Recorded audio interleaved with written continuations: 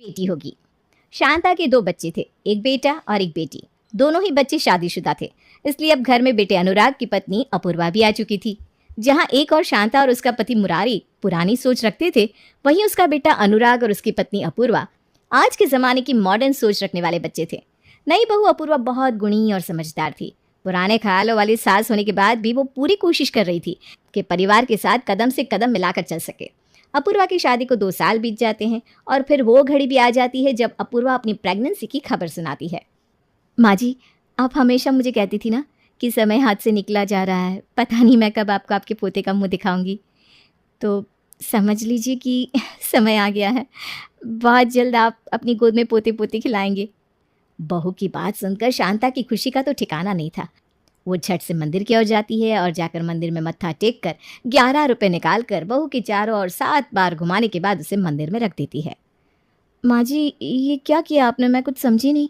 अरे बेटा, कुछ नहीं, बस ये मैंने तेरी नज़र उतारी है और उसकी जिम्मेदारी ना ठाकुर जी को सौंप दी है। अब तेरा बच्चा स्वस्थ सही सलामत इस दुनिया में आए, इस बात की जिम्मेदारी मैंने ठाकुर जी को दे दी है। अब देखना कैसे वो ये जिम्मेदारी अच्छी तरह निभाते हैं। आप फिक्र मत करिए माँ जी, सब अच्छा ही होगा। जब से सास शांता को ये पता चला था कि बहू के पांव भारी हो गए हैं, वो अपनी तरफ से हर संभव प्रयास कर रही थी कि कोई भी ऊंच नीच ना होने पाए और सब कुछ अच्छे से बीत जाए। अपूर्वा, ये ले, ये गणेश वंदना है। तुझे हर रोज़ सुबह नहाने के बाद उसका पाठ करना है। अगर तू इसका नियमित पाठ करेगी ना तो गणेश जी मेरे पोते की रक्षा ज़रूर करेंगे। और सुन, ये इसमें ना मैंने संतान गोपाल मंत्र लिखा है। कहते हैं जो भी स्त्री पूरे 9 महीने इसका पाठ करती है ना, उसको ठाकुर जी आशीर्वाद के रूप में एक बेटा ज़रूर देते हैं। वैसे तो बहू अपूर्वा इस बात से बहुत ही भाव विभोर थी कि उसकी सास उसकी प्रेगनेंसी के लिए इतनी खुश है और इसका इतना ध्यान भी रख रही है। लेकिन बस एक ही बात थी जो उसे बार बार खटक रही थी कि सास हमेशा पोते की ही बातें क्यों करती है। सास के मुंह से लगातार ऐसी बातें सुनते रहने के कारण अब उसे ऐसे लगने लगा था कि जैसे गर्भ में लड़का होना ही संतान होने की निशानी होती है। अगर लड़का हुआ तो वो ठाकुर जी का आशीर्वाद है, और अगर लड़की हो जाए तो क्या भगवान का आशीर्वाद प्राप्त नहीं होगा? इतनी पॉपुलेशन बढ़ रही है, इसलिए मैंने और अपूर्वा ने यह फैसला लिया है कि हम दोनों सिर्फ एक ही संतान रखेंगे। दूसरा बच्चा करने का हमारा कोई इरादा नहीं है। बस भगवान हमारे बच्चे को दुनिया में सही सलामत ले आए, इससे ज़्यादा मुझे और कुछ भी नहीं चाहिए। हाँ बेटा, ये तो तुम दोनों पति पत्नी का फैसला है, हम तो इसमें ज़्यादा कुछ बोल नहीं सकते। हाँ, इतना कहेंगे कि देखो, परिवार चलाने के लिए एक बेटा चाहिए होता है। बस भगवान एक पोता बहू की गोद में डाल दे, फिर हमारी तरफ से ऐसा कोई दबाव नहीं है कि तुम दूसरा बच्चा पैदा करो। मन में उमड़ रहे ढेरों सवालों के साथ धीरे धीरे 9 महीने का समय बीत जाता है और वो समय भी आता है जब अपूर्वा को प्रसव के लिए अस्पताल में भर्ती कराया जाता है। मुझे बहुत डर लग रहा है अनुराग, अगर बेटा नहीं और बेटी हो गई तो क्या होगा? अरे तो इसमें डरने जैसी क्या बात है? बेटा या बेटी होना हमारे नहीं, ईश्वर के हाथों में है। और बेटियों में ऐसी कौन सी कमी होती है कि हम ईश्वर से कहें कि हमें बेटी ना देकर बेटा दे? कैसे छोटी बातें करी हो तुम अपूर्वा। तुम्हारे जैसी पढ़ी लिखी लड़की से मुझे ये उम्मीद कतई नहीं थी। मुझे गलत मत समझो अनुराग, मेरी ऐसी कोई सोच नहीं है। मुझे इस बात से फ़र्क भी नहीं पड़ता कि हमारा होने वाला बच्चा बेटा होगा या बेटी। लेकिन माँ जी की बातें सुनकर ना मेरे मन में एक डर सा बैठ गया है। पूरे 9 महीने उन्होंने हर वो काम कराया है मुझसे जिससे कि थोड़ी भी संभावना बनती हो कि होने वाली संतान बेटा हो। उनके मुँह से मैंने कभी ये बात सुनी ही नहीं कि मुझे लड़की भी हो सकती है। इसलिए अब ना मेरे मन में डर बैठ गया है कि कहीं लड़की हो गई तो पता नहीं माँ जी इसे स्वीकार भी करेंगी या नहीं। बेवजह की बातें करना बंद करो अपूर्वा। सबसे पहले तो ये बात समझ लो कि हम सबको खुश नहीं रख सकते। सबको खुश कर पाना इस दुनिया में संभव ही नहीं है। और माँ के स्वीकार करने या ना करने से कुछ नहीं होता। बच्चा हम दोनों का होगा, हम उसे स्वीकार करेंगे, उसके लिए उतना ही काफ़ी है। बाकी सबकी अपनी अपनी समझ होती है, उन्हें उनकी सोच के साथ पीछे छोड़ दो। पति की बातें सुनकर अपूर्वा को बहुत तसल्ली मिली थी। उसे इतना तो समझ में आ ही गया था कि अनुराग को इस बात से कोई फर्क नहीं पड़ता कि बेटा हो या बेटी। कुछ ही देर बाद नर्स परिवार के लोगों को बच्चे के जन्म की खुशखबरी देने के लिए आती है। बधाई हो माताजी, आपकी बहू ने एक प्यारी सी बिटिया को जन्म दिया है। हालांकि अनुराग की माँ को बेटी के जन्म से थोड़ा सा झटका तो ज़रूर लगा था, लेकिन फिर भी इसे ईश्वर की मर्जी समझकर वो बेटी को खुशी खुशी स्वीकार कर लेती हैं। अस्पताल से घर आने के बाद मैंने सोचा है बिटिया का नाम हम लोग राधा रानी के नाम पर श्री रखेंगे। क्या अनुराग, अच्छा लगा ना नाम? हाँ माँ, अब तुमने नाम दिया है तो अच्छा तो होगा ही। मुझे इस नाम से कोई एतराज़ नहीं है। नन्ही सी श्री दादी, बाबा और माँ पापा की गोद में खेलते हुए धीरे धीरे बड़ी हो रही थी। साल भर के बाद, देख बहू, अब मुझे पोते के लिए ज़्यादा इंतज़ार मत करवा, जल्दी ही दूसरे बच्चे की तैयारी में लग जाओ। अब 1 साल की तो हो गई है श्री, अब तो तुम्हारा शरीर भी स्वस्थ हो गया है, ऐसी कोई दिक्कत भी नहीं है। और श्री की चिंता तुम बिल्कुल मत करना, उसे संभालने के लिए मैं हूं ना। सास की बातें अपूर्वा को बहुत अटपटी सी लग रही थी। श्री अभी 1 ही साल की हुई थी, नन्ही सी बच्ची उसकी गोद में है और सासू माँ दूसरा बच्चा लाने की बात कर रही है। ये बात अपूर्वा को जच नहीं रही थी। अनुराग, तुम्हें पता है, कल मम्मी जी मेरे रूम में आई थी, कह रही थी श्री 1 साल से ऊपर की हो गई है, अब दूसरे बच्चे की तैयारी कर लो। अच्छा, फिर क्या सोचा तुमने? अरे सोचना क्या है, पहली बात तो मुझे दूसरा बच्चा चाहिए ही नहीं, और दूसरी बात ये कि श्री अभी इतनी छोटी है, अभी तो मैं किसी भी हाल में दूसरे बच्चे के बारे में सोच ही नहीं सकती। अभी वो छोटी सी बच्ची है, उसे मेरी ज़रूरत है। और ऐसे भी क्या हड़बड़ी है कि 1 साल के बच्चे पर ध्यान देने के बजाय मैं इस समय दूसरा बच्चा पैदा करने के बारे में सोचूं। बिल्कुल सही सोचा तुमने पूरा, मैं तुम्हारे मुंह से यही सुनना चाहता था। मैं तो पहले ही माँ को कह चुका हूँ कि हमें दूसरा बच्चा नहीं चाहिए, फिर माँ ने तुमसे ये बात कही क्यों?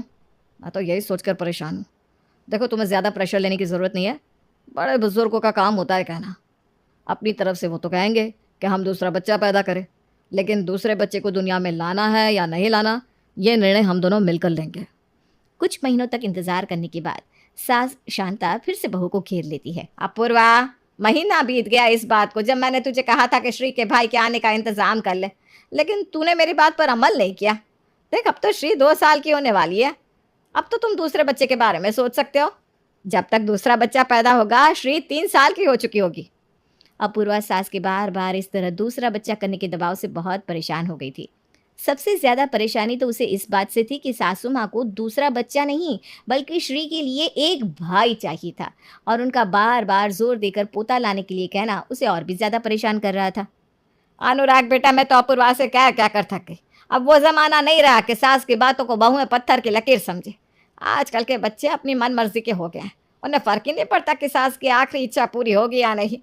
अब तो बच्चे अपनी ज़िंदगी जीने पर ज़्यादा जोर देते हैं। माँ, ऐसी कौन सी आखिरी इच्छा है आपकी अधूरी? वैसे भी अच्छी खासी हट्टी कट्टी हो आप, कहीं नहीं जाने वाली। यह आखिरी इच्छा कहकर ब्लैकमेल करना बंद कर दो, जो कहना है साफ साफ कहो। अच्छा, तो सीधी सी बात यह है कि तेरी पत्नी कसम खाकर बैठी है कि उसे दूसरा बच्चा नहीं करना। अरे वो तो दूसरे घर से आई, लेकिन तू तो मेरा बेटा है, तुझे तो समझना चाहिए। अपने माँ बाप की इच्छा को अगर बेटा पूरा नहीं करेगा तो और कौन करेगा? देखो माँ, श्री के जन्म से पहले ही मैंने तुम्हें बता दिया था कि हम दोनों सिर्फ एक ही बच्चा चाहते हैं, और उस समय तुम्हें मेरी बात से कोई एतराज़ नहीं था। फिर अब अचानक ऐसा क्या हो गया कि आप हाथ धोकर हमारे पीछे पड़ गई हैं कि आपको दूसरा बच्चा चाहिए ही चाहिए? अरे इतनी प्यारी सी बच्ची दी है भगवान ने, उसके साथ मन लगाइए। अरे पहले बच्चे से ऐसा कौन सा सुख नहीं मिला आपको जो आपको दूसरे से मिल जाएगा? ठीक है बेटा, हमने कहा था कि तुम दूसरा बच्चा पैदा मत करना, लेकिन साथ में यह भी कहा था कि ठाकुर जी तुम्हें एक बेटा दे देंगे तो तुम दूसरा मत करना। लेकिन तुम्हें बेटी पैदा हुई है, एक बेटा तो चाहिए ना परिवार का वंश बढ़ाने के लिए। ये वंश बढ़ाने वाली क्या बात होती है माँ? बेटा बेटी में अंतर करने वाले ज़माने चले गए। मेरे लिए मेरी श्री ही मेरा सब कुछ है। ये अब बेटा बेटी में भेद करने वाली छोटी सोच मुझ पर मत ला दिए। मैं अपनी बेटी के साथ बहुत खुश हूँ, बेहतर होगा कि आप भी उसी के साथ खुश रहना सीख लें। अरे तो मैंने कब कहा मुझे तेरी बेटी प्यारी नहीं है? अरे बेटियां भी प्यारी होती हैं, लेकिन वो बेटों की बराबरी नहीं कर सकती। और बेटी का क्या है, कल को 20-22 साल की होगी तो शादी करके अपने घर चली जाएगी, लेकिन बेटे के होने से घर आंगन में रौनक रहती है। कल को बड़ा होगा, हम उसकी शादी करके बहू लेकर आएंगे, पोते पोतियाँ होंगे, घर आंगन भरा रहेगा। ये बात तुझे आज समझ में नहीं आएगी, लेकिन जब कल को समय हाथ से निकल जाएगा ना और बिटिया ब्याह कर अपने घर चली जाएगी, तब ये खाली घर आंगन काटने को दौड़ेगा तुम्हें, तब माँ की बातें याद आएगी। इसीलिए मैं कह रही हूँ कि बेटा हमने दुनिया देखी है, अभी समय है, समय रहते एक बेटा कर लो ताकि कल को बुढ़ापे में तुम्हारा सहारा बने। अरे माँ, कैसी बेतुकी बातें करती हो आप? बेटी की शादी होगी, उसके बच्चे होंगे, तो क्या वो हमारा वंश नहीं कहलाएगा? सिर्फ बेटे के बच्चे ही अपना वंश होते हैं? कहाँ से लाती हो आप ऐसी दोगली बातें? मैं इन सब बातों में यकीन नहीं करता। और वैसे भी इस बात की क्या गारंटी है कि बेटा होगा तो वो बुढ़ापे तक हमारे साथ ही रहेगा? अरे आजकल के बच्चे पढ़ते लिखते हैं, घर से बाहर निकल जाते हैं, अच्छी नौकरी करते हैं, उनको घर में बांध कर थोड़ी ना रखा जाएगा। अरे बेटा चल मान ली तेरी बात कि बेटा पढ़ने या नौकरी करने के लिए घर से बाहर चला जाएगा, लेकिन बुढ़ापे में तुम कहाँ जाओगे? बेटी के घर का तो पानी भी नहीं पिया जाता, कम से कम बेटे के पास जाकर अपना बुढ़ापा तो काट सकते हो। आपको समझाना मुश्किल ही नहीं, असंभव है। आप मेरी बातें कभी नहीं समझ पाओगी, लेकिन मेरा फैसला नहीं बदलने वाला। मैंने कह दिया कि मुझे दूसरा बच्चा नहीं चाहिए तो नहीं चाहिए, और कम से कम इस वजह से तो बिल्कुल नहीं चाहिए कि दूसरा बच्चा एक बेटा हो जाए। एक बार को आपका तर्क ये होता कि दोनों बच्चों को एक दूसरे का साथ मिल जाएगा तो शायद मैं आपकी सोच को मानने की कोशिश भी करता, लेकिन ये जो आपकी जिद है ना कि आपको पोता ही चाहिए, इससे मुझे सख्त ऐतराज है। कौन जानता है दूसरा बच्चा बेटा ही होगा या बेटी, बल्कि मैं तो कहता हूँ दूसरी बार भी बेटी होगी, तब आप क्या करेंगे? फिर तीसरा बच्चा लाने के लिए जोर करेंगी या फिर गांव की अनपढ़ औरतों की तरह मुझे दूसरी शादी करने को कहेंगी? अनुराग जानता था उसके तर्कों का माँ के लिए कोई अर्थ नहीं है। वो कितना भी माँ को समझा दे, लेकिन उन्हें अपनी वही 100 साल पुरानी मान्यताएं सही लगती हैं। वो बदलते ज़माने के साथ अपनी सोच को बदलने के लिए तैयार नहीं थी। एक सप्ताह के बाद माँ, मीना मौसी का फ़ोन आया है, वो कुछ देर में अपने बेटे सुधांशु को लेकर हमारे घर आएंगी। क्या सुधांशु? अरे वो तो अमेरिका गया हुआ है ना, अमेरिका से लौट आया क्या? हाँ माँ, आजकल वो यहीं आया हुआ है। अरे ये तो बढ़िया बात है, चलो इसी बहाने मुलाकात भी हो जाएगी। मीना तो कह रही थी कि अब कुछ दिन के लिए बेटे के पास अमेरिका रहने जाएगी, और अगर रास आ गया तो वहीं रुक जाएगी। चलो ठीक है, आने दो उन्हें, आज फिर बात करते हैं। दोपहर के समय मीना मौसी अपने बेटे सुधांशु को लेकर अनुराग के घर पहुंच जाती है। कुछ देर की औपचारिक बातों के बाद सुधांशु के अमेरिका जाने वाली बात शुरू हो जाती है। तो सुधांशु, अब की बार रुकने का इरादा है या फिर से वापस अमेरिका जा रहे हो? अरे नहीं भैया, अपने लिए तो अमेरिका ही ठीक है, अब यहाँ मन नहीं लगता। वो तो थोड़ा प्रॉपर्टी का काम था, इसलिए मैं इंडिया आया हुआ हूँ। प्रॉपर्टी का काम? इंडिया में कुछ प्रॉपर्टी ले रहे हो क्या? अरे नहीं भैया, मैंने आपको बताया ना, इंडिया में रहने का तो मेरा इरादा ही नहीं है, तो प्रॉपर्टी लेकर क्या करना। वो मम्मी पापा का इतना बड़ा 3 मंजिला मकान है, अब ये क्या करेंगे इतने बड़े मकान का। इसलिए मैंने सोचा इस मकान को बेच कर ना मम्मी पापा को एक रूम वाला फ्लैट दिला देता हूँ, वहाँ पर थोड़ा सेफ्टी का भी इशू नहीं रहता। और इतने बड़े घर का अकेले वो लोग करेंगे भी क्या, साफ़ सफाई कर करके मम्मी परेशान होती रहती है।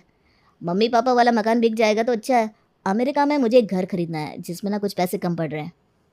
अरे तो तुम ऐसा करो ना, ये मकान पूरा ही बेच दो, और मौसा मौसी के लिए 1 BHK फ्लैट लेने की क्या ज़रूरत है, उनको अपने साथ ही लेते जाओ।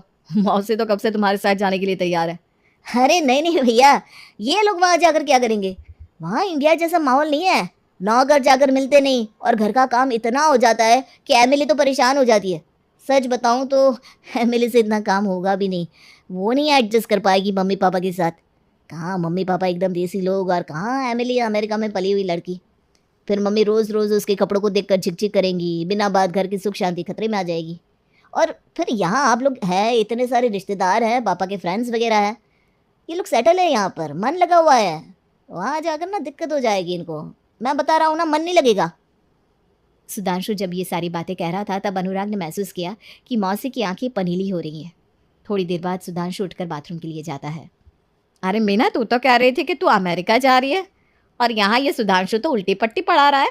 कह रहा है कि तुम्हारा मकान भी बेच देगा और पैसे खुद ले जाएगा अमेरिका। तुम्हें अपने साथ 2 दिन को भी रखने को तैयार नहीं है, और तू अपनी सारी दौलत बेचकर उसके हाथ में थमा देगी। दिमाग ठिकाने पर है या नहीं? क्या करें जीजी, अब जो किस्मत में है वही मिल रहा है।